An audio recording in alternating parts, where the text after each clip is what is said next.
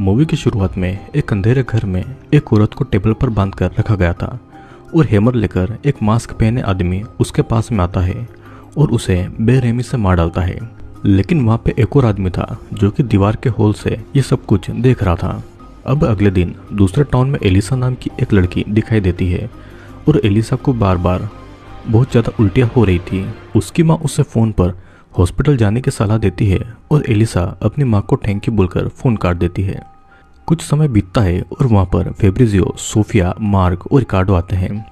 Elisa उनकी गाड़ी में बैठ जाती है और वो सब अपनी अपनी मंजिल पर जाने वाले थे। रिकार्डो डॉक्टर था जो कि अपनी एक पेशेंट को देखने जाने वाला था और मार्क और सोफिया यहाँ पर कपल थे और फेब्रिजियो उनका ड्राइवर था। जल्दी ही एलिसा उनकी दोस्त बन जाती है और वे लोग एक सुनसान रास्ते में आगे बढ़ रहे थे। एलिसा रास्ते के बोर्ड्स पर एक अजीब सा काला निशान देखती है पर बाकी इस बात पर गौर नहीं करते हैं और रास्ते में एलिसा को फिर से उल्टियाँ शुरू होने लग गई थी। इसलिए कार रोककर एलिसा बाहर चली जाती है।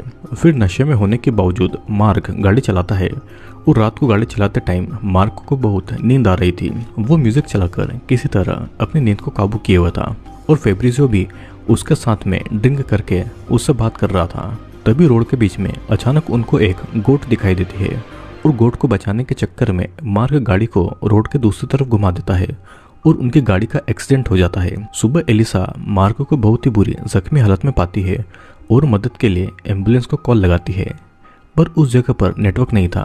रिकार्डो एलिसा को रोड से मदद लाने को कहता है पर वे लोग तो रोड के पास थे भी नहीं। सभी लोग शॉक्ड होकर गाड़ी के बाहर देखने आते हैं और उनकी गाड़ी एक खुले मैदान में थी और पास ही में एक घर भी था। सभी उस घर में मदद मांगने जाते हैं और सोफिया उस घर में आवाज भी लगाती है लेकिन कोई भी घर के बाहर नहीं आता है और तब सब लोग फिर से गाड़ी में चले जाते हैं। मार्क इस बात से पैनिक कर रहा था कि सभी रास्ता भटक चुके हैं और फेब्रिजियो और रिकार्डो जंगल की तरफ रास्ता ढूंढने जाते हैं। रास्ते में फेब्रिजियो रिकार्डो से उसकी लाइफ के बारे में पूछता है लेकिन रिकार्डो उसे कोई जवाब नहीं देता है। तभी उनको एक अजीब सी चीज नजर आती है और जंगल के बीच में कुछ डेड बॉडीज को अजीब तरीके से लटकाया गया था। उन्हें देखकर ऐसा लग रहा था कि वो जगह ब्लैक मैजिक के लिए यूज की गई हो और ये सब देखकर वे वहां से चले जाते हैं। इधर एलिसा उसी घर में फिर से घुसती है और घर के अंदर अजीब अजीब चीजें रखी हुई थी और उसे कुछ आवाजें भी सुनाई देती है। एक जगह पर बहुत सारे कैंडल्स और कुछ पेंटिंग्स के सामने जलाकर रखा गया था। बाकी सब भी घर के अंदर आकर ये सब देख लेते हैं और सभी लोग डिसाइड करते हैं कि मार्क को इस घर के पास में लाकर वे लोग रात यहीं पर गुजारेंगे। रात को फेब्रिजियो जब बाहर जाता है उसे कुछ मास्क पहने हुए लोग उसी की तरफ देखते हुए नजर आते हैं और इधर रिकार्डो को घर की तरफ से अजीब अजीब आवाजें सुनाई देती है। सोफिया और एलिसा भी घर के अंदर देखने के लिए चले जाते हैं।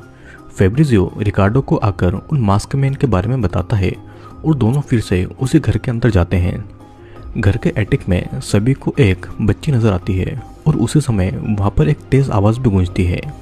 वे खिड़की से देखते हैं तो कुछ काले कपड़े पहने लोग उस घर के सामने खड़े हुए थे। वही लोग मार्क को कार से निकालकर घर के अंदर ले आते हैं और उसको एक टेबल पर बांध देते हैं।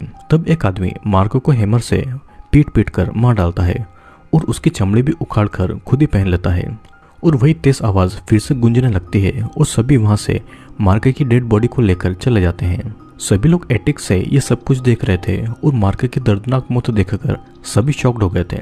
अगली सुबह उस बच्चे को लेकर सभी जंगल की तरफ रास्ता ढूंढने जाते हैं और एक जगह पर उनको बहुत सारे अबेंडन कार्स दिखाई देती है। मतलब कि उनसे भी पहले यहाँ पर बहुत सारे लोग यहाँ पर आकर फंस चुके हैं और इन सब की वजह से रिकार्डो और सोफिया के बीच में झगड़ा हो रहा था। इस तरफ एलिसा उसी बच्ची चियारा के साथ में बात करने जाती है और चियारा की जीभ उन लोगों ने काट दी थी तो चियारा लिखकर अपने बारे में एलिसा को बताती है। फिर उसी समय वहाँ पर वही तेज आवाजें फिर से उनको सुनाई देती है और सभी फिर से उसी घर के अंदर जाते हैं। रात को वे सभी ड्रिंक करके एक दूसरे की लाइफ में बातें कर रहे थे। सभी कुछ देर के लिए ही सही लेकिन अपना टेंशन भूल जाते हैं और वहीं पर सो जाते हैं और सोफिया यहाँ पर मार्क को बहुत मिस कर रही थी। अब आधी रात को फिर से वही तेज आवाज सुनाई देती है और एलिसा उठकर बाहर देखने जाती है और जो वो देखती है उसे देखकर वो बहुत ही शॉक्ड हो गई थी।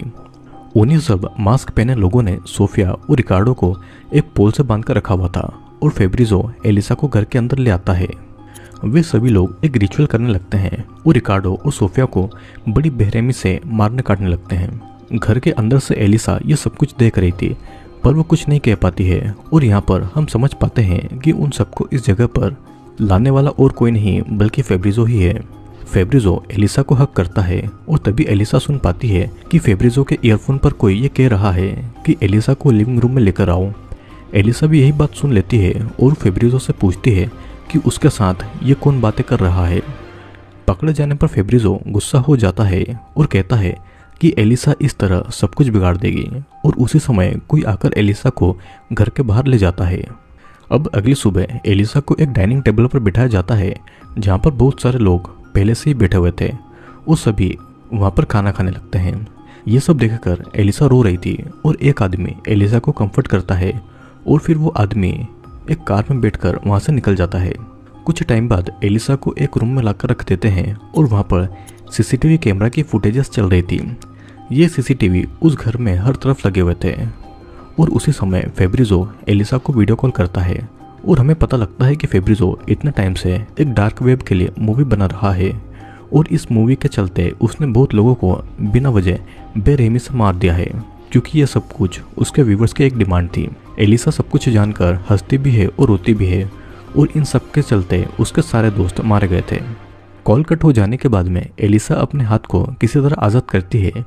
एलिसा के हाथों को उन लोगों ने उसी चेयर पर ठोक दिया था और फिर वो उस घर से बाहर आती है। अब एक वैन में एलिसा चियारा और फेब्रिजो को बात करते सुनती है और असल में चियारा की जीभ भी सही सलामत थी, वो भी इन लोगों के साथ में मिली हुई है। और ये सब देखकर गुस्से में एलिसा चियारा को गोली मार देती है। फेब्रिजो अपनी जान बचाने के लिए भागता है लेकिन एलिसा उससे भी गोली मार देती है और कैमरा को ऑफ कर देती है। एलिसा जंगल में चलने लगती है और तभी उसे एक बच्चा नजर आता है और वो उस बच्चे का पीछा करके एक बीच तक आ जाती है जहाँ पर सभी लोग एलिसा का वीडियो निकालने लगते हैं। फिर एलिसा समंदर के अंदर चली जाती है और वहाँ का कोई भी आदमी उसे नहीं रोकता है। इन सारी चीज़ों को बहुत सारे लोग अपने कंप्यूटर पर डार्क वेब के जरिए देख रहे थे और फेब्रिजो की इस मूवी का नाम था ब्लड फ्लिक्स और ये मूवी यहीं पर एंड हो जाती है। दोस्तों, फेब्रिजो और बाकी सब लोग डार्क वेब पर फिल्म बनाने का काम करते थे। डार्क वेब पर लोगों की डिमांड थी कि बेकसूर लोगों को मार काट कर उनको टॉर्चर करके उनकी फिल्म बनाई जाए। लाइक, व्यूज़ और पैसों के चक्कर में फेब्रिजो ड्राइवर बनकर लोगों को फंसाता और उस अनजान जगह पर लाकर उनको मार काट कर डार्क वेब पर उनकी फिल्म बनाता। मूवी के एंड में बीच पर लोगों ने एलिसा की मदद इसलिए नहीं की क्योंकि वे सभी भी डार्क वेब पर उन्हीं मूवीज़ को देखते थे। एलिसा को भी पता था कि वो इन सबसे बाहर नहीं निकल सकती है और इसलिए उसने समंदर में जाकर अपनी जान दे दी थी।